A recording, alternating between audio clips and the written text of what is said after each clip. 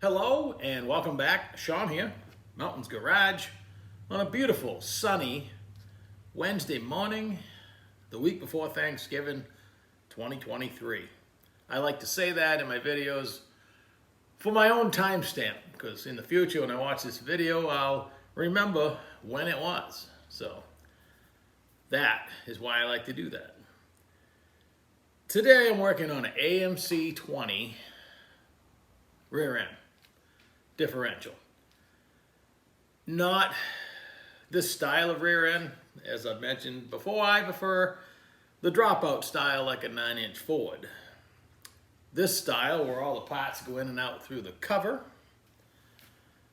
is more difficult, and some more than others. We're going to touch on why that is and how to negotiate all of this without having to buy a lot of extra parts, because, well, let's get into it.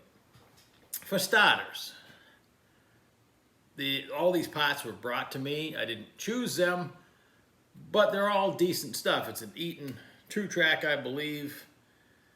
It's an Elite ring and pinion. I've mentioned them in previous videos, and I didn't know anything about the company. So I just did a little quick research before I started spouting off now. And Elite, founded in 2015 out of Michigan. I don't know if they make their own stuff. They seem to have all their own products. And I think my experience so far has been excellent. One of the biggest reasons is the excellent setup specs, setup specs that they give you. Some ring and pinions, when you look at the ring gear itself, usually along this face, in the back of the pinion, there's a bunch of information. Take that off for a minute. In this case, they give you the 11 and 41, 373. There's a control number, 16C645, that repeats over here. So you know they're a pair, which is important because you want to believe they were test run on a machine, and that is usually when they will put another number on here, which does not exist on this one, the pinion depth. The pinion depth is important for your gears to mesh properly. You check it with some yellow grease, roll it around, and you hope for something right in the middle of the gear on both sides on the drive and the coast. Ultimately, it's that easy. So, in this case, they both have a part number, they have the control number, and that's it. No pinion depth. Now, you could just start arbitrarily with any shim, and with this not as easy as a 9-inch Ford, for sure, you have to install the pinion, which is difficult because on an AMC 20, for instance, over the years they had two different style of depth shims. One is under the bearing cone, and other than you're going to have to hit it from this side to get it back out if you need to change this, and you're probably going to break it like I did the original one getting it out. Other years, they used a shim under the inner pinion bearing. Well, that is a little more difficult to change in setup, so ultimately, you're gonna nail it first try, and that's my goal today. Now there's some steps you can take. You can take the old inner bearing race, and you can grind the outside so it slips in and out of the housing. That's not gonna do me any good because the shim kit that came with this package of parts I was given gave me one depth shim, and my factory one's broken and it would never take both of them. So this one's only about 60 thousandths. My stock one was 104 thousandths. So it does me no good to grind the inner race because this is going in one time, and I'm going to have to make up the difference, potentially pulling the pinion bearing off and on. Now I can take the original inner bearing and I can grind out the inside so it slips off and on, and that would be smart, but I'm going to try to not do that. I have the actual bearing, the clamshell style tool, if you can see that, and that allows me to, most of the time, remove the bearing back off the pinion if I need to change that. So I'll have that in my pocket. That particular clamshell tool, I had one that I bought used, but all the major rear end outlets sell a version of it. This is a copy of the Vivor. If you ever go to the Vivor website, they've copied everything in the world and they sell it. That thing was like 80 bucks and I had to try it. And it works as good or better as the higher cost unit. So again, that's probably being part of the problem, but it works really good and it's cheap money and boy is it handy. So I'm going to, through a process of eliminations, and here's what I did. When you don't have a pinion depth marked on your pinion head, there is a list of information out there, if you search for it and know to look for it, called the mounting distance or the master housing dimensions of all popular rear ends. For instance, in AMC 20, that distance is 4.500, 4.5 inches. So you take that number, you measure the thickness of the head of your pinion, subtract it from 4.5, and in this case I got 2.565 as my proper installed height. This is where, the next step is where some people go wrong. You have to, before you just set it at 2.565, measuring from the imaginary center line of your carrier bearings, you have to measure the depth of both the housing and the cap, and in this case, there's 10 thousandths difference. This is 10 thousandths deeper than the housing, so that's shallow. So I got to deduct 10,000 from my figure, 10 thousandths, to be accurate. Now,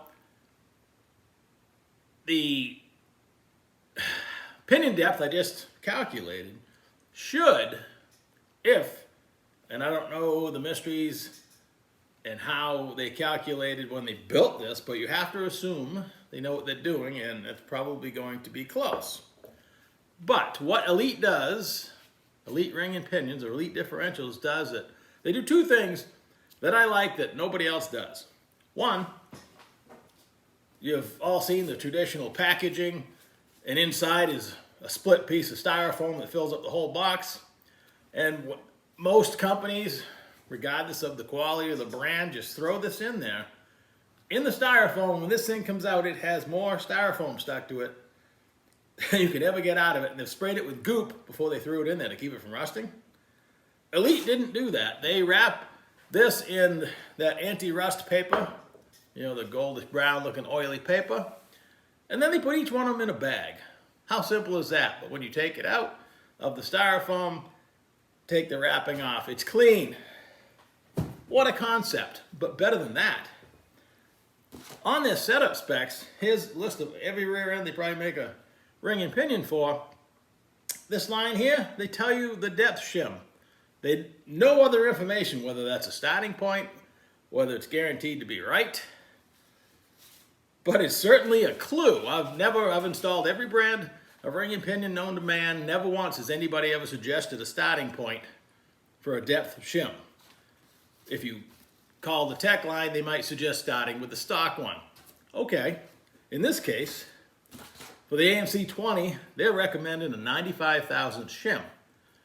My stock shim was 104 thousandths. That's 9 thousandths difference.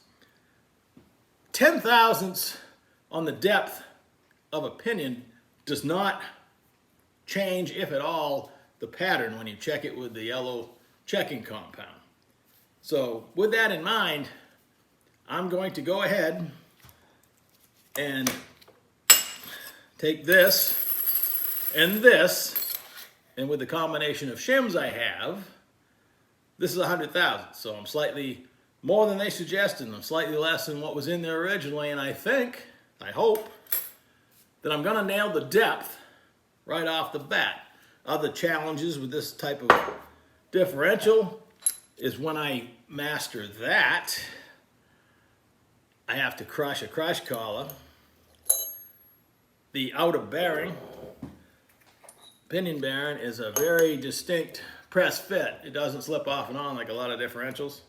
So that's an added hassle. Nothing I can't overcome. And then of course you got to put the seal on the yoke and then crush the collar. It's a one-time shot. And they don't crush that easy. But that's down the road. First I need to nail the depth. And the other challenge, and once again, whoever put together the shim kit for this AMC 20 didn't do me any favors because they kind of took the easy way out. Some models of the AMC 20 do all, there's your carrier bearing, if it was on there, they do all the backlash and preload for the differential with an external shim.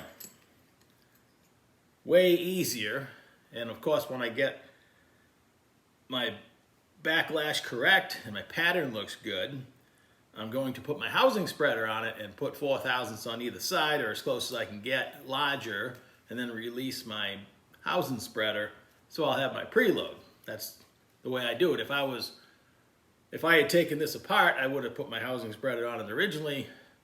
This would have fallen right out, do all my work, and set it up so it just barely drops in and everything's correct, and then release my housing spreader. But I'm a firm believer in having a housing spreader. They're not much money, 150 bucks or less.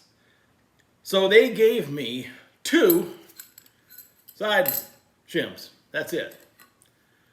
I didn't take it apart, so I don't have the original ones. They didn't come in my list of my pile of parts that I got. So fortunately, I've done enough rear ends that I got a pile of shims of the correct size, because the shim kit, again, they gave me 2 side shims, and then they gave me a bunch of shims that have to go under the bearings, which is a pain. Once again, if I had the original carrier bearings, I could grind them out so they'd slip off and on while I'm setting it up, and then when I've determined the correct shim under the bearing, I could press on the real one and it would be correct.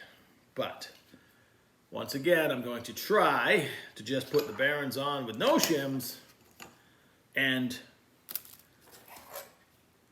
hope I have enough of these to get it all done from the outside, because it's easier. And why not do it the easiest way? In the end, function-wise, there's no difference. If not, external shims are probably better.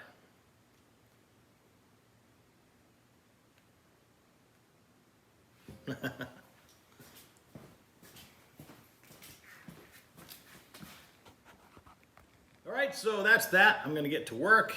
I'm hopefully going to nail it first try.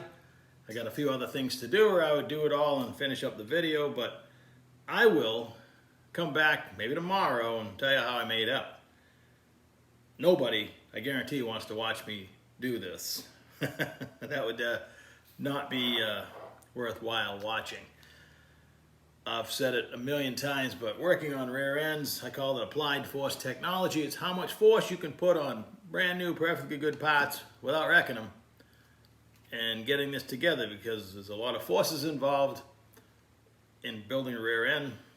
It's kind of a brutal job, but you have to do it with finesse, if that makes any sense. So I'm gonna get busy, and I'll let you know how I make up. Catch you later.